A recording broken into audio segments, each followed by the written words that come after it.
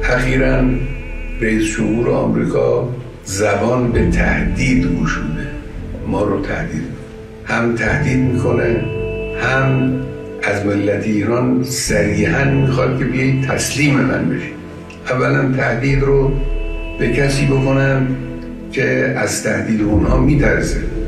ملت ایران نشان داده که در مقابل تهدید کنندگان دچار ترس نمیشه و لا تهینوا و لا تحزنوا و انتم الاعلون ان کنتم مؤمنین. این رو بهش ملت ایران معتقده و البته آمریکایی ها، اونهایی که با سیاست های این منطقه آشنا هستن، میدانن که ورود آمریکا در این قضیه 100% به ضرر اوست. اونچه که او در این زمینه ضربه خواهد خورد به مراتب بیشتر است از اونچه که ایران ممکنه صدمه بکنه. صدمه آمریکا اگر ورود در این میدان بشه، ورود نظامی در این میدان بکنه، صدمه جبران ناپذیر خواهد بدون تردید.